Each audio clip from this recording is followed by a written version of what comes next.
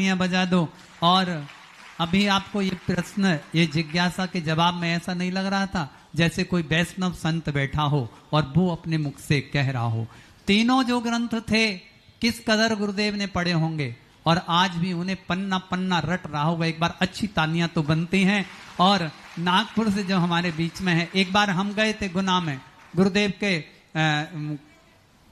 Table के पास में इतना मोटा ग्रंथ रखा था, ऐसे ही ग्रंथ ये सब रखे थे, रामचरितमानस और ये, उनमें एक रावण पुराण भी रखा था इतना मोटा। अरे मैंने कहा गुरुजी ये रावण पुराण, तो बोले जब राम जी के चरित्र के बारे में ज्ञान रखना जरूरी है तो रावण जी के बारे में भी तो पूरा ज्ञान रखना पड़े। ऐसे अद्भुत अद्भुत ज्ञान योगी का समागम है। सैलन बाबू, रावण से ही राम की महिमा बनेगी।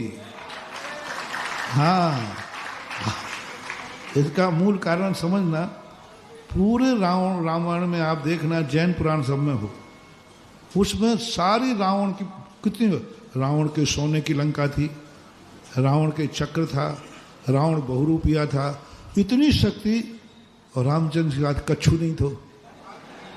अरे मैंने कहा भाई, शुरू की बात बता रहा हूँ, जब पहली बार मैंने पढ़ा, मैंने कहा ये रावणायण लिखी जा रही कि रामायण। जितना वैभव था सब किसको दिलाया, शक्ति किसको दिलाई, सब, और रामचंद्र जी महाराज को भूमि गोचरी, परेशान, कुछ भी नहीं, एक सैनिक भी नहीं, कुछ नहीं। तो मैंने कहा ये तो अच्छी बात नहीं है, लेखक मिलेगा तो मैं उसकी खबर लूंगा। जब बाद में ज्ञान हुआ, आहा, जब अंत में आया, ऐसे शक्तिशाली, ऐसे वैभवशाली को रामचंद्र जी ने धराशायी कर दिया। शक्तिहीन होकर, शस्त्रहीन होकर, धनहीन होकर, और ऐसे धनवान शक्तिमान को धराशायी कर दिया। अब बोलो, इसमें रामचंद्र जी की प्रशंसा हुई कि रावण की? बोलते नहीं हो?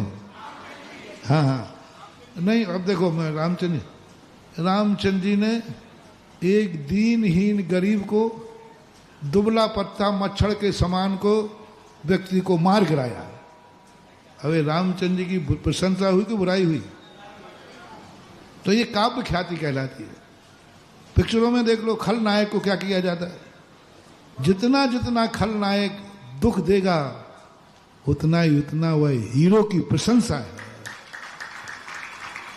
तो इसलिए सब रावण पढ़ना चाहिए, क्योंकि उसी की महिमा से हमारे आदर्श पुरुषों की महिमा बढ़ती है। ऐसे रितेश जी नागपुर से, और अगली जिज्ञासा मीना जी बाहुबली पर।